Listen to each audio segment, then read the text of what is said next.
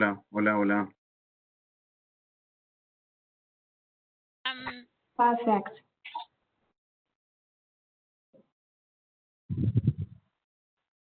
Great, thank you.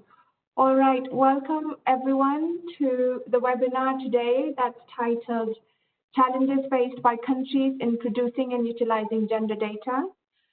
We hope that our discussion today will help address the challenges and help change and enhance the capacities of Caribbean countries to produce data to inform effective public policy for gender equality to ensure no women and girls are left behind.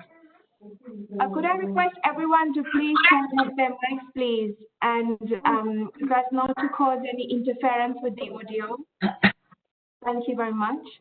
As most of you know, that this is the third in the series of webinars that ECLAC has organized on the theme of overcoming gender data gaps in the Caribbean to accelerate the implementation of the SDGs. Today's webinar is particularly special as it is being hosted in the framework of the Statistical Conference of the Americas of ECLAC. Today we're running on a bit of a tight schedule. As such, I would request all our speakers to kindly stick to the allotted time of 8 minutes per presentation, please. And once again, may I request everyone to turn off their mics so we can hear the presentations clearly. Now, without any further ado, let me hand over to our first speaker for today, Mr. Juan Daniel Oviedo, who is the Director General of the National Administrative Department of Statistics, or DANE, of Colombia. Mr. Juan Daniel, the floor is yours. Thanks very much.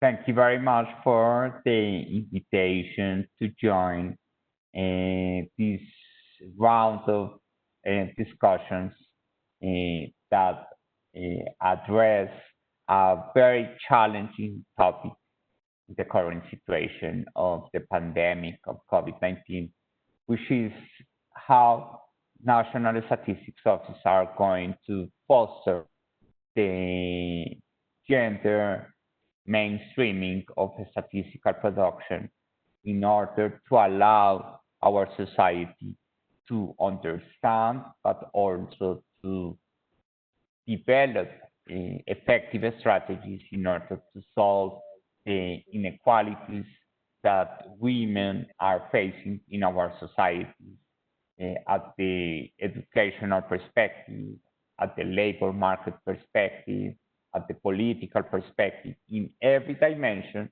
of the Sustainable Development Goal and the 2030 Agenda. We see that the SDG 5 is interacting with all the main objectives that we have as regards as the 2030 Agenda.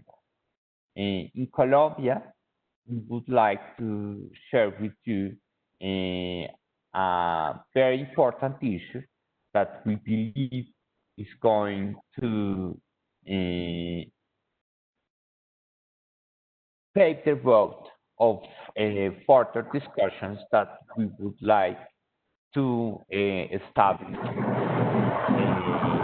Caribbean countries or partners of the Caribbean countries, taking into account that this is something which is very important in order to solve or to level the playing field of development in Caribbean and Latin American countries. And we wanted to share with you what we see as the challenges for integrating a gender perspective in a statistical production. When we go to the point, and we set, let's say, 5 main challenges that we, as a National Statistics Office in Colombia, see that we are facing, or probably that we are going to place in the forthcoming years.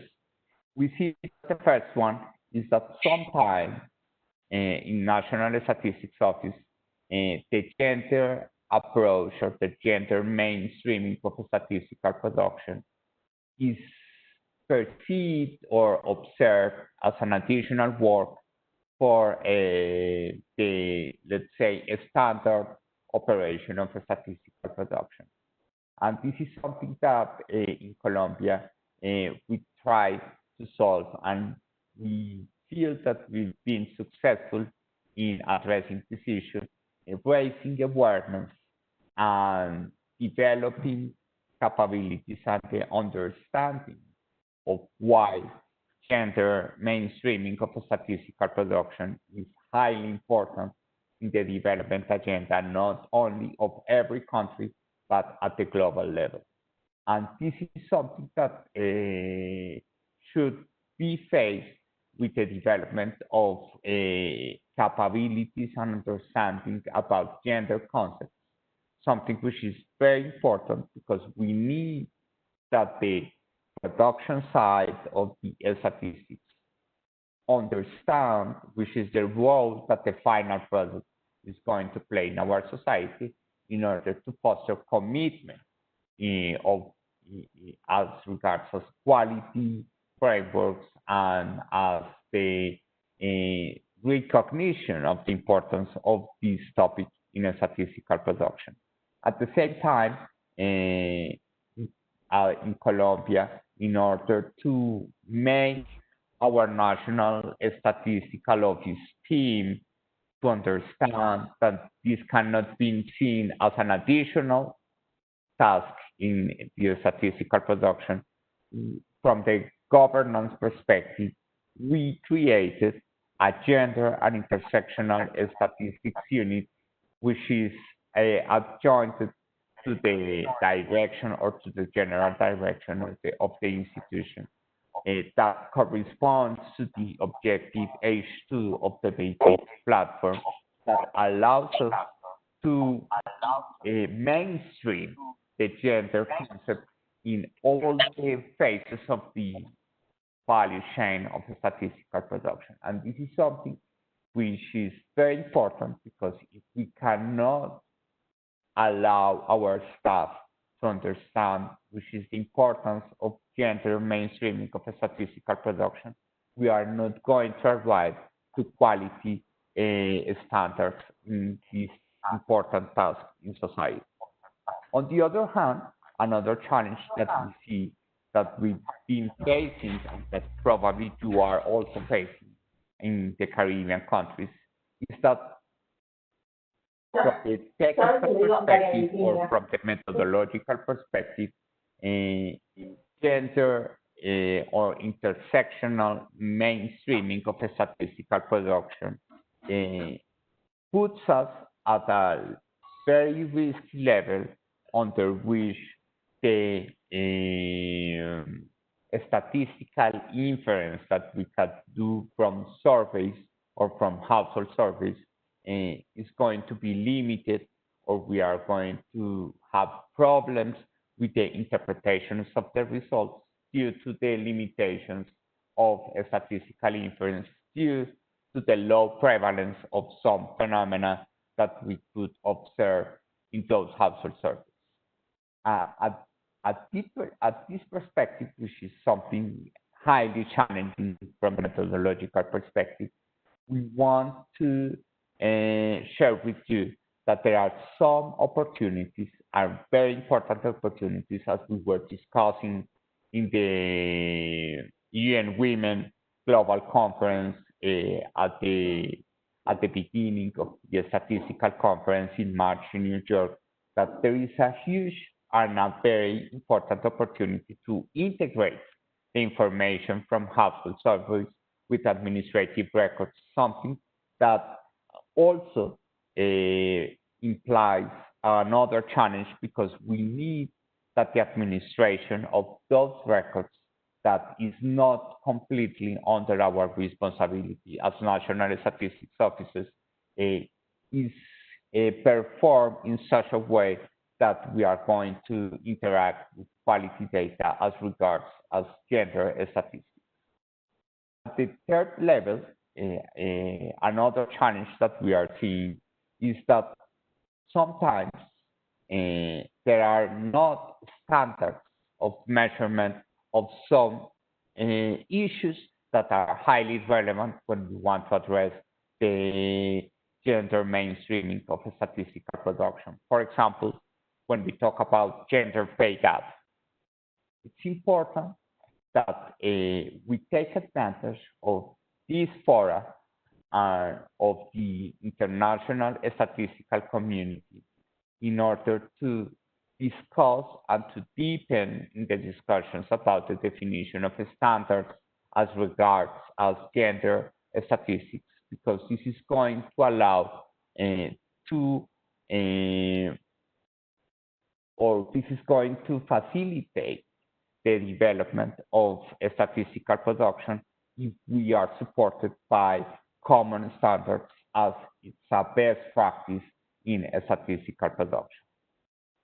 On the other hand, sometimes we underestimate the potential or the information that could be grasped from several statistical operations that we see in the value chain of statistical production.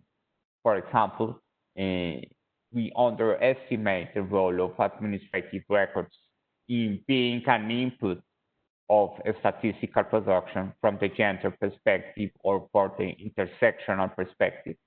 And that's why it's very important to allow and to disseminate in all the statistical production process the understanding that gender mainstreaming is not limited or is not concentrated just disaggregating responses from surveys or from administrative records according to sex.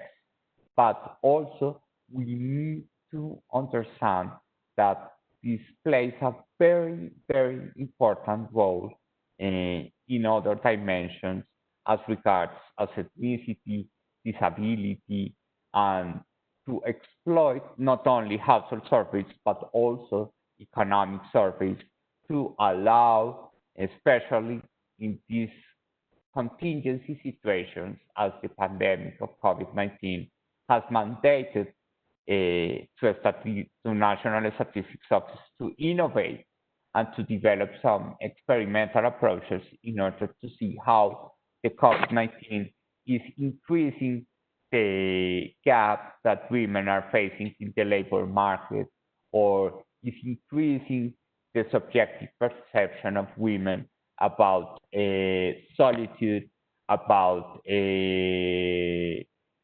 worrying about life, or even some health problems, some mental health problems that we are facing due to the lockdown measures that we've been facing during the past 5 months. Unfortunately, we'd have to wrap up. Yeah, and finally, in order to conclude, the fifth challenge that we see that we face as a National Statistics Office is that we have to transform and to allow the dissemination of communications of gender statistics to promote interdisciplinary dialogues. We cannot only go with the technicities of the statistical production. We need to understand the context under which this information is going to be communicated or disseminated, and that's why the interdisciplinary approaches are essential in order to allow the communication and dissemination of gender statistics to be effective, and more importantly, to illustrate the private sector and the governmental dimension of the public policy sector to develop effective strategies in order to bridge the gaps that women are facing in our society. Thank you very much. Thank you very much, Juan Daniel. That was a very interesting perspective, and I'm sorry we had to have such a short time span for it, but hopefully we'll have time afterwards for the discussion. Now I'd like to hand over to Ms. Janie Joseph, who is the Director of Gender Relations for the Department of Education, Innovation and Gender Relations for St. Lucia, and she's going to speak about her experience with gender statistics from a user's perspective. So over to you, Ms. Janie Joseph.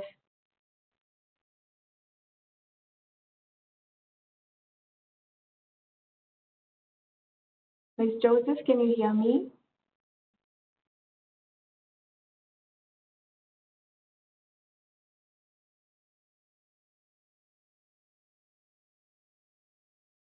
Ms. Janie Joseph, are you connected?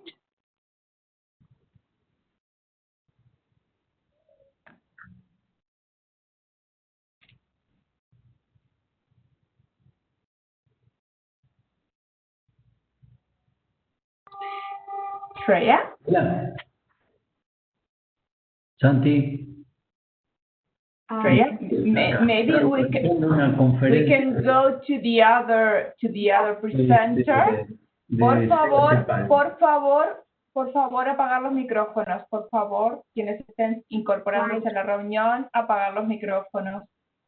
Right, I think Ms. Joseph is not connected right now. We're going to check with her. In the meantime, could we have Mr. Harlem Brisson, please, to present to us his experience from Grenada's perspective?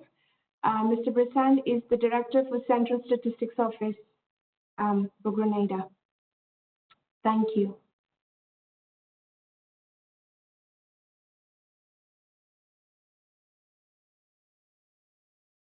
Thank you very much. And let me just, so I'm here to present on Grenada's experience with the production of gender statistics, and having some difficulty navigating. Okay. Right, so this is the presentation outline. In the interest of time, I wouldn't go through it. And so just to say, in terms of our data sources, we collect from primary sources, example, household surveys, the population and housing census, agricultural censuses. Also secondary sources include data, for example, Ministry of Health, Ministry of Education data, Ministry of Social Development data, police data, prisons data, and other sources. In terms of our data users, in terms of local users, we can identify the gender division of Ministry of Social Development and social ministries. Also non-governmental organizations, for example, Grenada National Organization for Women. Also policymakers, particularly those involved with the National Sustainable Development Goals and the Planning Committee. In terms of regional, we can identify CARICOM Secretariat, OECS Commission, CDB, UN Women, UNDP, and UN ECLAC. In terms of our data availability for the labor force, well, we have been doing labor force surveys since 2013, and in 2018 we started with quarterly labor force surveys, and 2020 we have some preliminary results available, not released as yet. And we, apart from the employment and information on employment status that we collect from the labor force surveys, we also collect information on education, training, also some living conditions indicators for multidimensional poverty, as well as household information, which could be disaggregated by sex of the head of household. For the second quarter of 2020, we adapted our labor force survey to include questions that would help us assess the impact of COVID-19. Well, we have some preliminary data available, not released as yet. We have conducted surveys of living conditions, 1998, 2007, 2008, where we can get information on poverty and indigence, and also on inequality. We are in the process of analyzing the data from the Survey of Living Conditions of 2018-2019, on poverty and inequality. But in addition to that, this survey provides information on food insecurity and multidimensional poverty. And it will compute 30 of the SDG indicators from this survey disaggregated by sex. Most can be disaggregated by sex, I would say.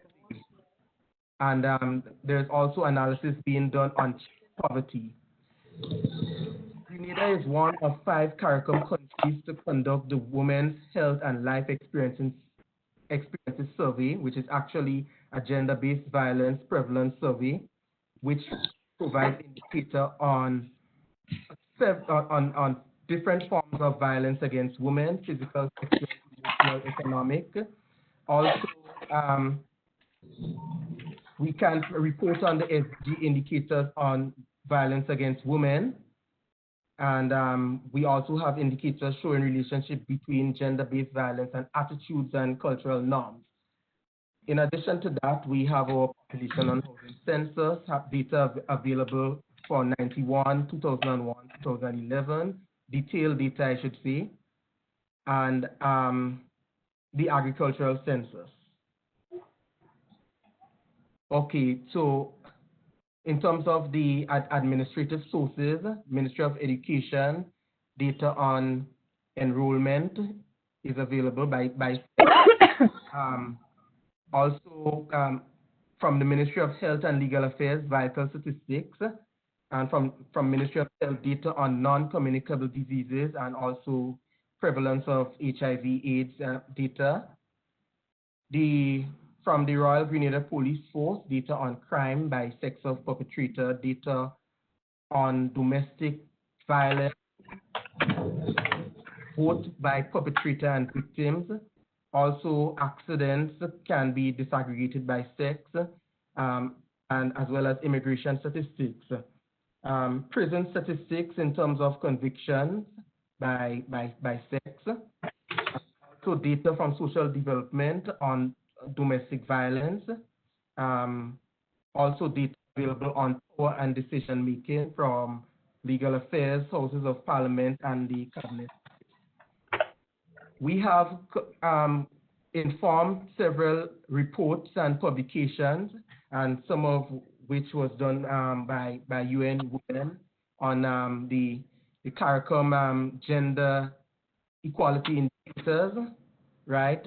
And also reports on occupation and employment, both by UNDP and also UN Women. Also, I mentioned the Grenada Women's Health and Life Experiences survey, and that report, that study is available. It was launched on the 18th of August, along with the Women Counts Data Visualization Platform on ending domestic violence. And so data is available on the 5 countries in the CARICOM who did that survey. Also, we have the data of population and housing census report, and we have been doing publishing vital statistics report.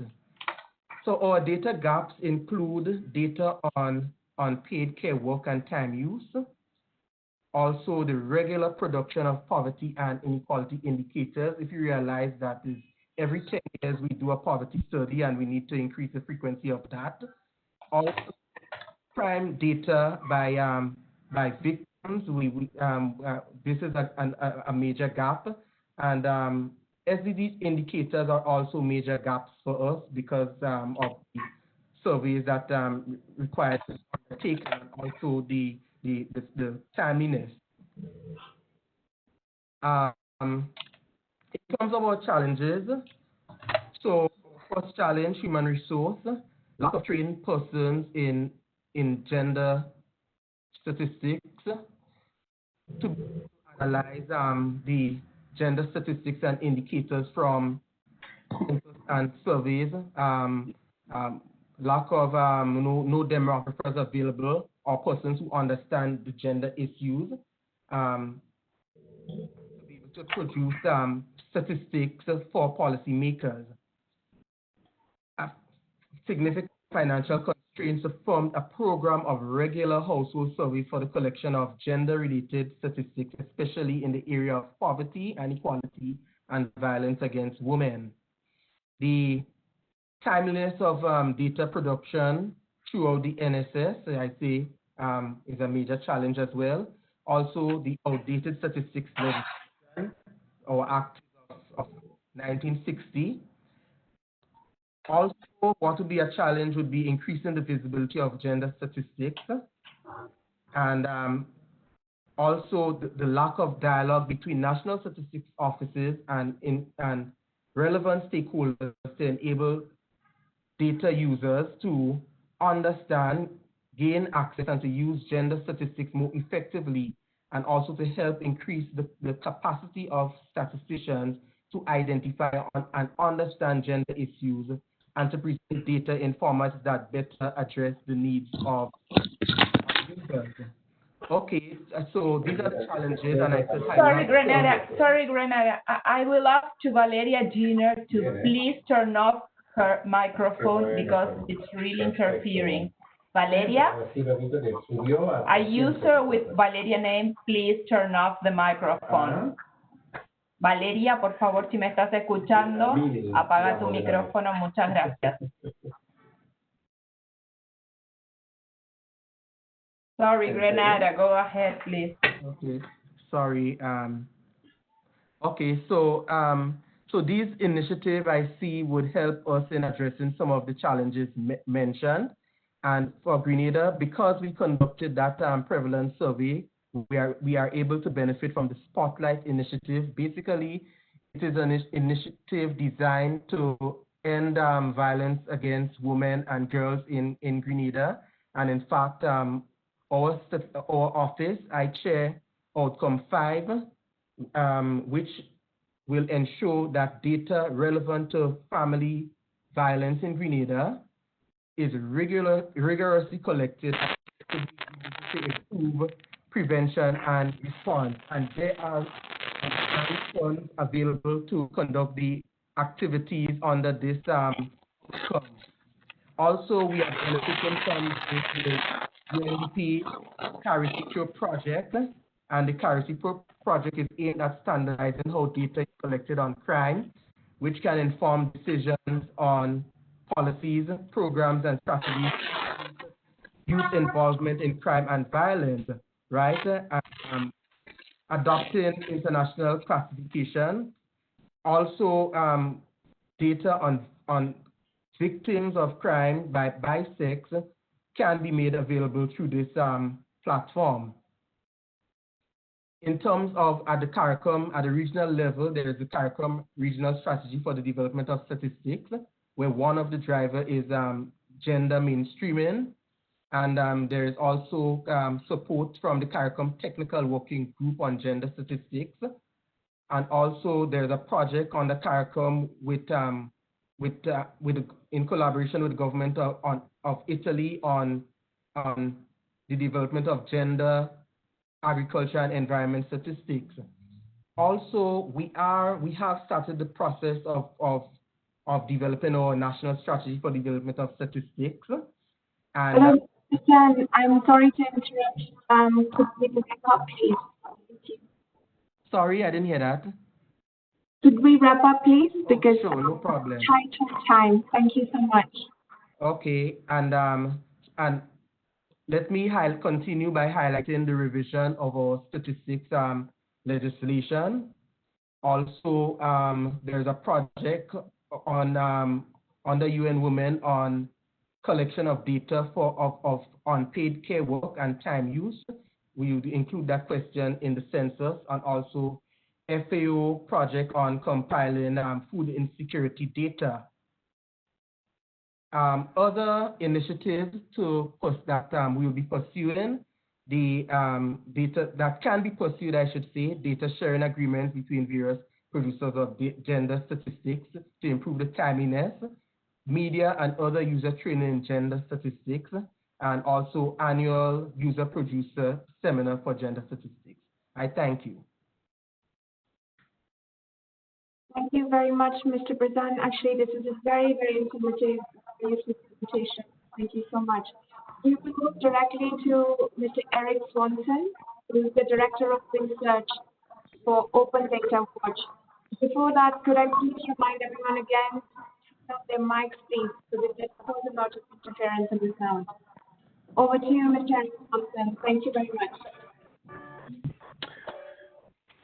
Thank you. I'm very happy to be here with you today.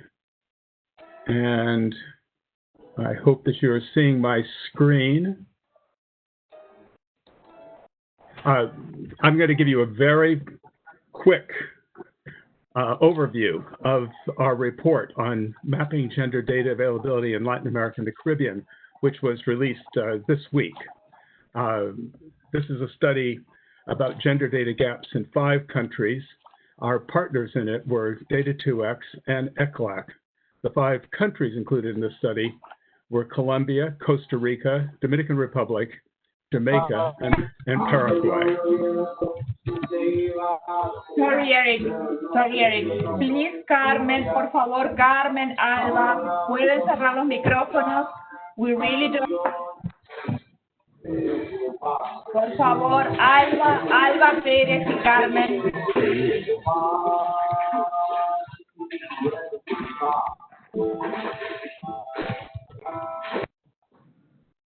Perhaps the host could mute the microphones of everybody except those who are talking. All right, so I think we've already seen and heard that we have a shortage of statistics of women, and the purpose of this study was to identify the sources of these gaps and their causes. We looked at gaps in 4 dimensions. We asked, first of all, are the data available at all? Are they timely? Are they present with the recommended disaggregations by sex and other characteristics? And do they conform to the SDG or other international definitions and recommended methodologies? Now we're going to take a quick look at some of those results. Here's the big picture. We looked in both national and international databases separately. So national databases are databases that are maintained by the National Statistics Office or by other statistical agencies within the National Statistics System. Then we look separately at international databases such as the SDG database or databases from UNICEF, WHO, and ILO. And we compared the results of those two. Now, what you see here is that 32% of the 93 gender indicators that we were examining were not available on average in the national databases of the 5 countries that we looked at.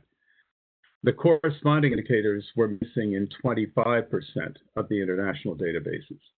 We also found that there were gender indicators that were available but lack sex disaggregation. So perhaps they're not gender indicators if they're only available for a combined male and female grouping, but 21% in national databases and 30% in the international databases. And then finally, we have not quite half of our 93 indicators available with sex disaggregation and often with disaggregation by other characteristics. Here's a country-by-country summary along the same lines, and I'll just point out, because we're talking about the Caribbean here, the 2 Caribbean countries in our study, the Dominican Republic, which had 31% of its data missing, no data at all. So basically 31 or 32 indicators out of the 93 we were looking for, we could not find in the Dominican Republic's national databases. And in Jamaica, that number was 35%. Dominican Republic did do better on the average with 51% of the data available and sex disaggregated. Jamaica has a smaller share of fully disaggregated data. We also looked at this from the point of view of the topics covered by the indicators. So in our 93, we had 28 health indicators, 12 education indicators, 15 concerning human security, which would include violence against women, 20 on economic opportunities, 11 on the environment, and 7 on political participation or participation in the public realm. Here's a breakdown of the results. So health was the largest grouping, as you can see, and I had the largest number of indicators disaggregated by sex, although the indicators of economic opportunity and education had a higher percentage that were fully disaggregated by sex. The domain missing data most often was the environment and political participation. And in the environment, only 7%, essentially just one indicator, was on average available with sex disaggregated data. Let me say that the environmental indicators that we were looking at here are mostly those of the built environment, such as access to clean water, safe sanitation, transportation, or the use of clean cooking fuels. And the difficulty with many of these indicators is that they're reported only at the household level, which does not allow us to see the differential impacts on women and children of a lack of clean water or convenient public transportation. And this is a problem which I think has been mentioned already today, and we need to address, that we are just simply not using methods that allow us to identify the impacts of some of these gaps or conditions on women and their children. Another gap is the lack of timely data. We recorded the most recent year for which each indicator was available in each country. You can see here that with the Dominican Republic and Jamaica, the largest share of their data is more than 4 years old. That starts to become much less useful information when we're looking at fast evolving situations. So as the presenter from Grenada just described, I think it's very important to address this issue of either conducting more frequent and more timely surveys or reaching into administrative databases where the data are likely to be more up to date to produce gender indicators. We also looked at adherence to standards, whether the indicators that were reported conform to the international definitions and standards. I won't say too much about this here. In some cases, the matches are actually quite close and the indicators may be useful or they may be better fitted to national concerns, but we thought it was important to document this information as part of the study. We then, having this inventory of the data that were available, looked at the national gender policies in each of the 5 countries and essentially tried to align the gender policies with the data that were available and point out places where gaps in the data would make it difficult to implement or to monitor those policies. We also looked for plans directed specifically to improving the availability of gender data in the countries.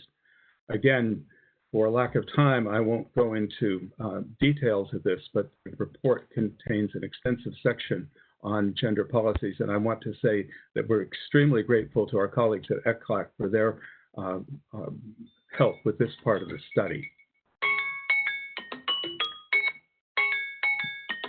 That's my timer reminding me that I'm finished. You do a great job. I'm going to, if I can make it stop timing me, this is my final slide. Here's what we've learned. First of all, the gaps in indicators are caused by gaps in their underlying sources, as I just said, surveys and administrative data from which the indicators are built. We see over half the gender indicators included in the SDGs are missing or lack sex disaggregation in the countries we've studied. And let me add, we did a similar study of 15 countries in sub-Saharan Africa, and the results are very similar. Data are most complete for health indicators, although a slightly higher proportion of economic and education indicators are available with sex disaggregation. Even where gender indicators are available, many are 4 or more years out of date. And in the gender policies and plans that we examined during the study, we found the need for more and better gender data, but they lacked substantive plans with time-bound targets for addressing gender data gaps. as I said, we've released the report this week. That includes the technical report that describes in full the results from the study. We have with it a methodology report that describes how we went about the study. We also have produced 5 country profiles for each country that summarize the results graphically for the country and point out opportunities for improvements there. And finally, we have produced indicator summary sheets for the 84 SDG indicators in this study. And these summary sheets define the indicators, document their methodology, and where available, identify the underlying sources used in each country to construct the indicator. Those will also be posted on our website. So I know that was rushed, but I was glad to have this chance to talk to you, and thank you very much for your attention. Thank you, Eric. That was a really helpful presentation for everyone in the chat, and we will be sharing the presentations afterwards. Thanks again, Eric. Now, may I request Ms. Janie Joseph, if she's able to make her presentation now, please? Ms. Joseph from St. Lucia. Just want to check if she's here. Perfect.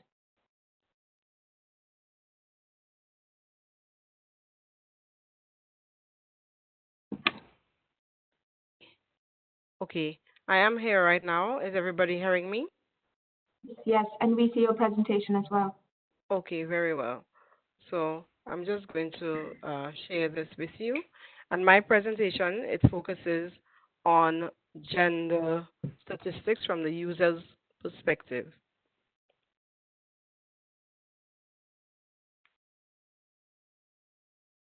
We have discussed in earlier presentations what gender statistics is, some of the types of gender bases that monitor and store gender data, and even some of the challenges a little earlier on.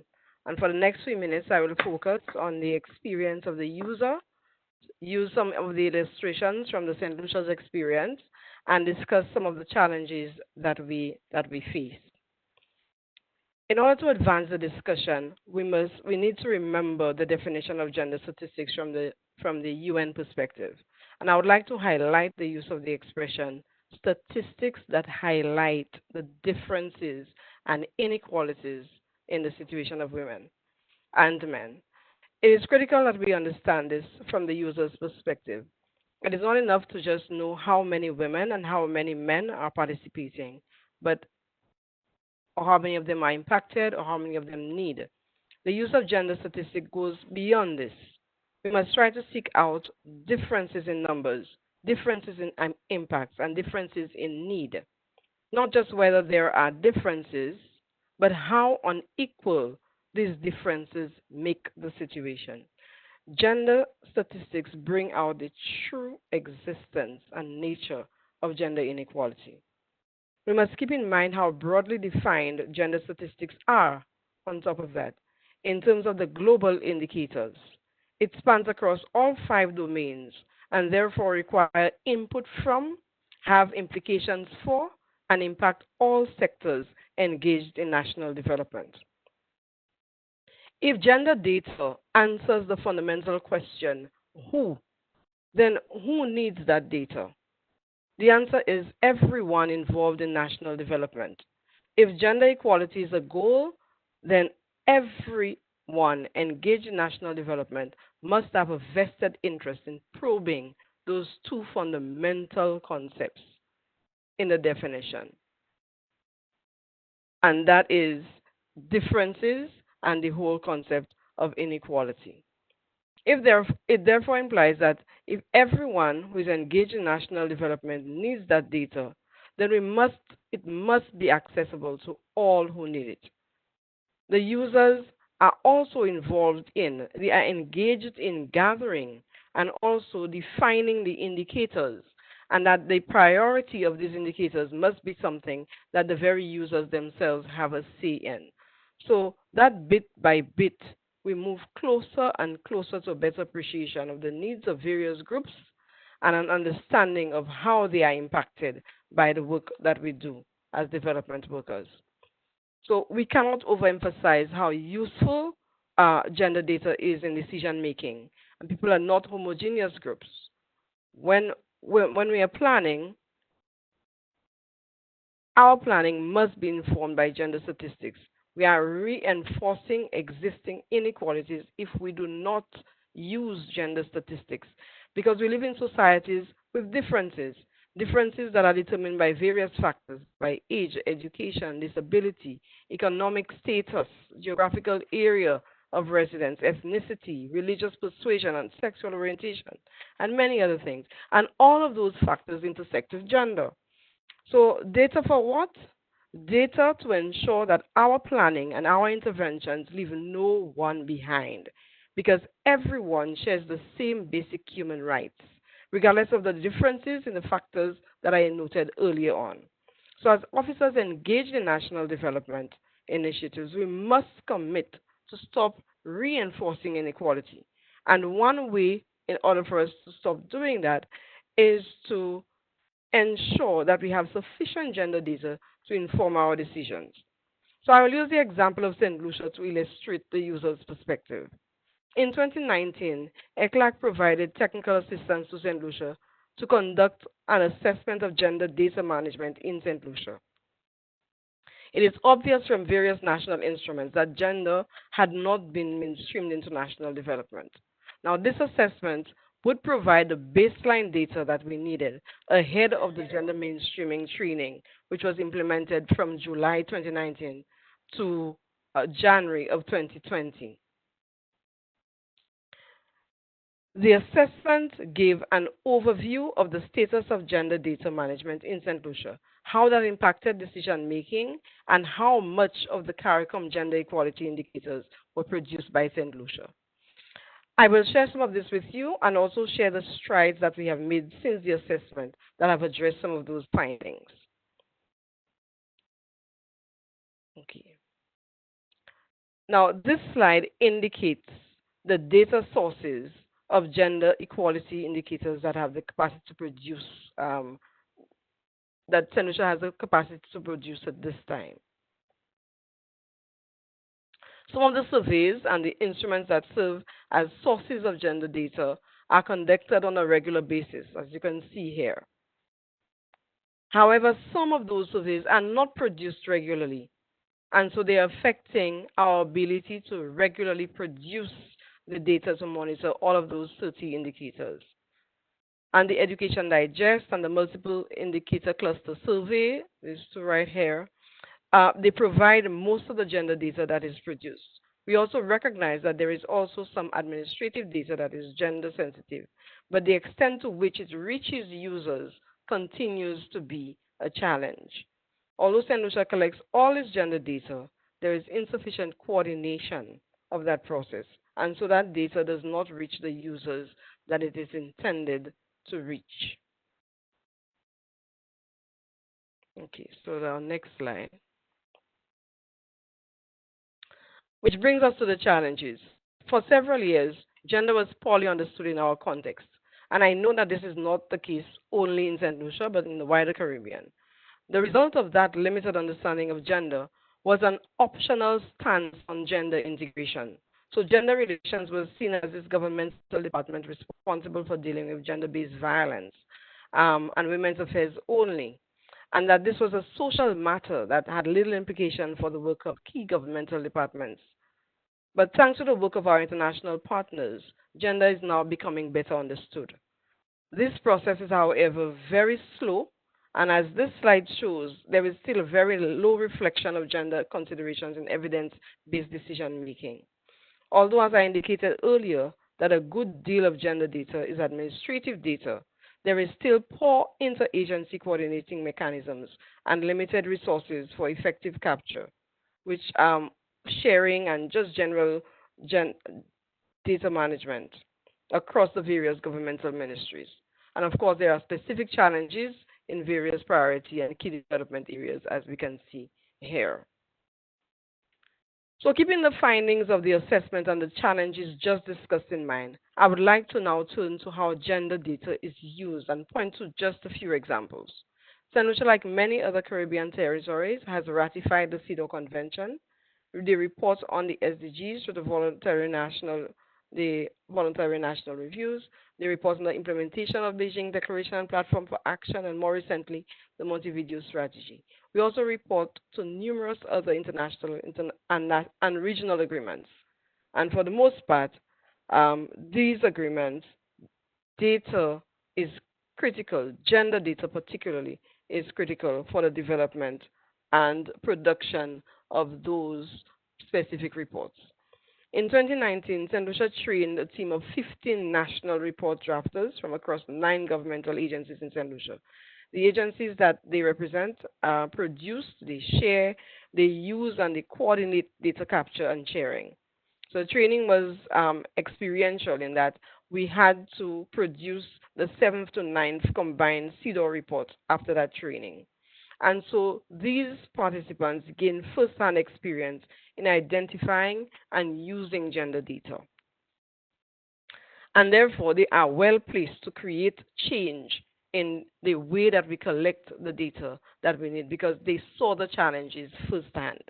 In addition, 4 out of those drafters are part of a newly constituted national coordinating mechanism for human rights in St. Lucia. And they are charged with the responsibility of monitoring the status of international agreements and their reports. So regular national reporting is a great place to concretize the proper management of gender data because the need to gather, share, and Joseph, coordinate. You have to wrap up quickly because we're running out of time. And then I request you to please switch off their microphone. Thank you. All right. So, to move along, in order to sustain gender data capture, analysis, and sharing, and to ensure its use in data-informed decision-making, there must be systems and protocols that ensure sustainability of gender data collection, analysis, and use generally. And one such system is the National Partnership for Action to End Gender-Based Violence. The other one is something that I made reference to a little earlier on, which is mainstreaming gender in national development. And last year, we instituted that particular program in mainstreaming gender in St. Lucia's National Development Plan. And so this is the team right here.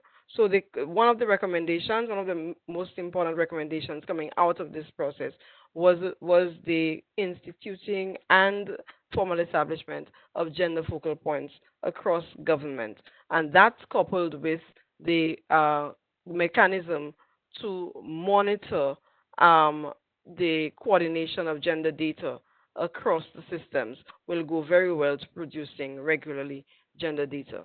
So there are still several gaps that we're working with our international partners to fulfill, but tying it all together with the reference to the development of a policy, it is very important that if we want to ensure that gender data is captured and sustained in that manner, that we must ensure that it is enshrined in policy. And hence our pleasure or our gratitude for ECLAC for assisting with the development of our national gender equality policy and strategy. So this is my presentation. I thank you very much. Thank you very much, Ms. Joseph. I'd like now to hand over to Yaskur. Hello, I request Fabiana Valdez to turn off her mic. Fabiana.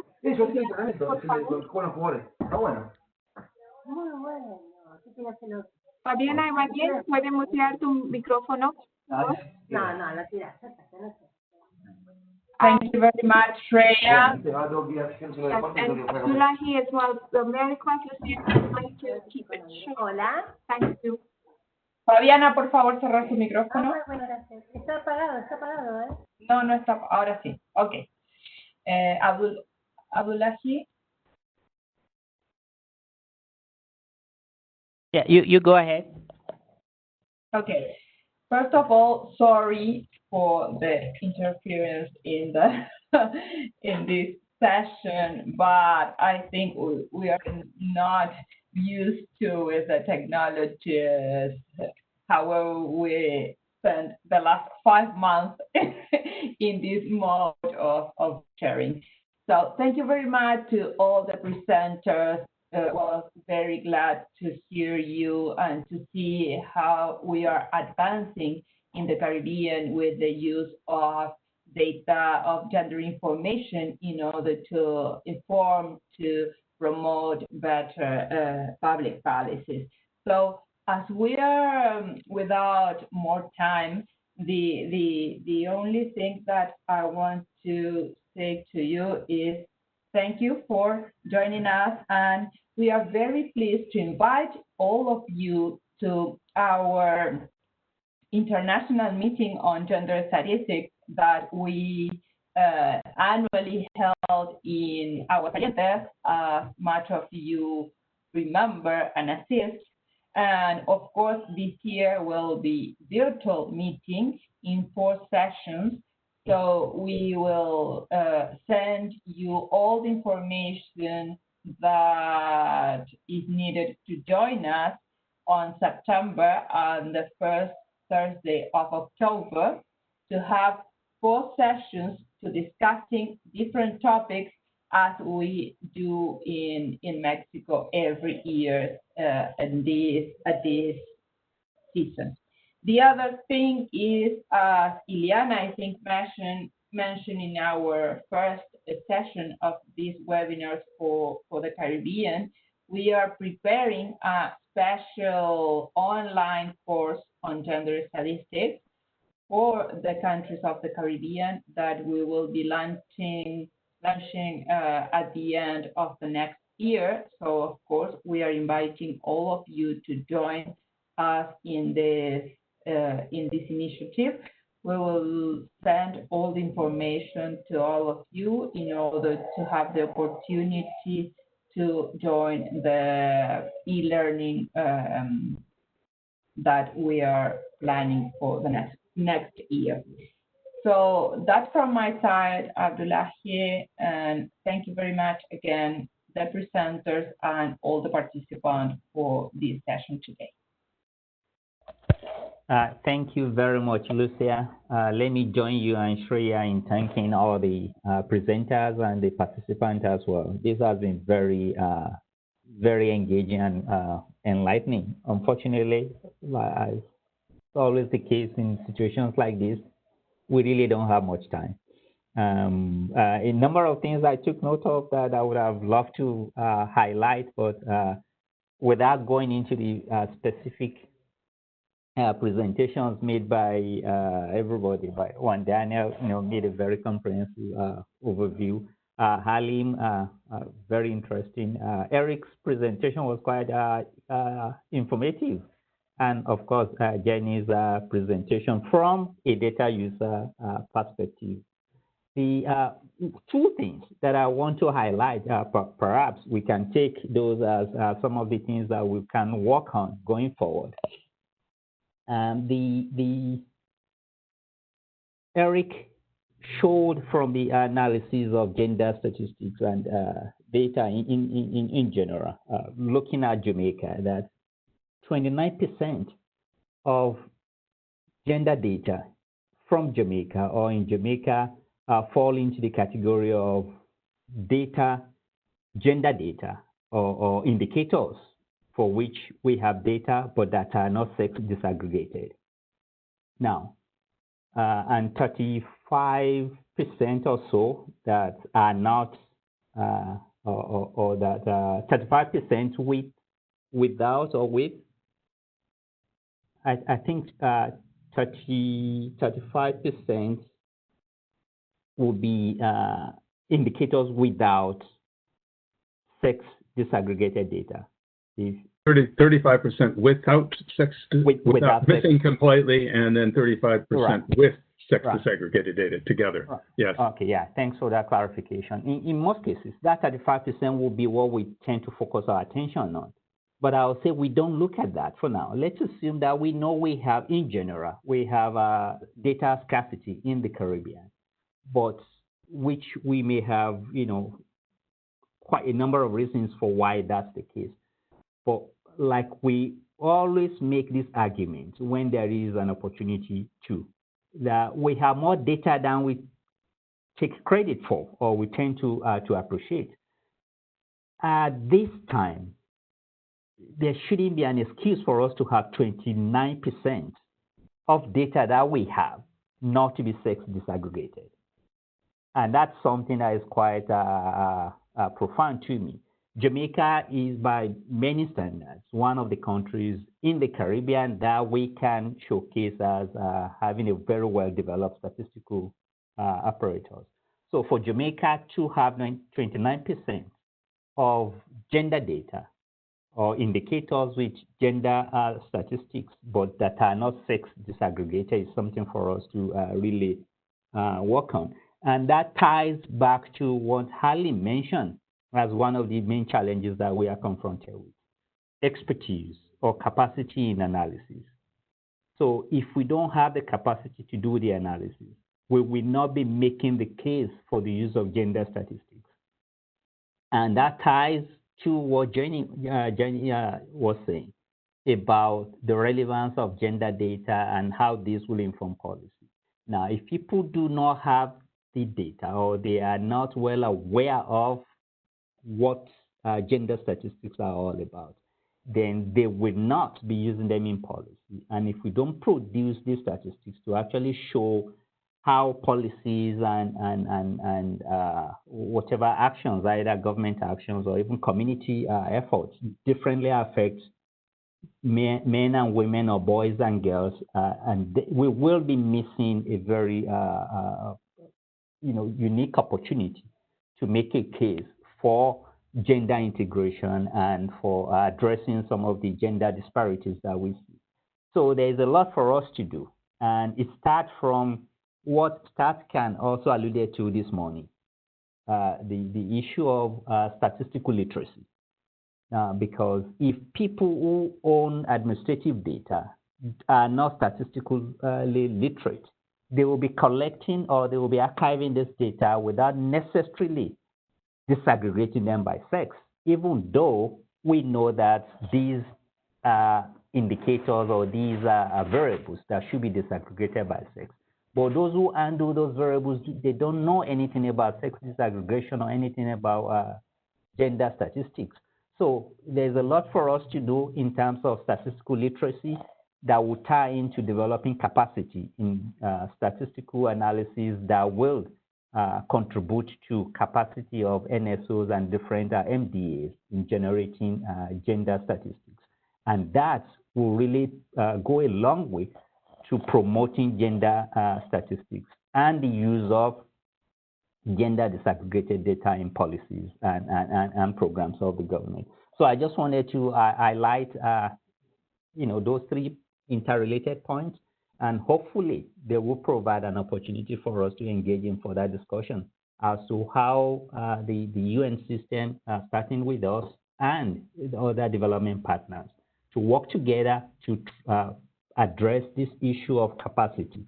And it could be as simple as just organizing webinars and training sessions to improve the capacity, first of all, to improve statistical literacy across the board, and then more specifically to improve and enhance the capacity of the NSOs and other MDAs in statistical analysis of gender statistics in particular. So I would like to end there, and then over to you, Shreya. Hi, thank you so much, Abdullahi. Thank you, Lucia. We have put the link. We have put the link in the chat where we make all the presentations available. Thank you very much for your time. It was a very interesting discussion. We're sorry we didn't have much time for feedback and questions, but hopefully you will join us next week and we can continue these conversations. Thank you so much. Goodbye.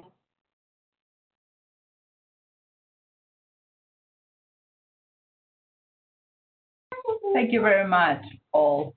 And thank you, Abdullahi, again for your support. Thank you. Always.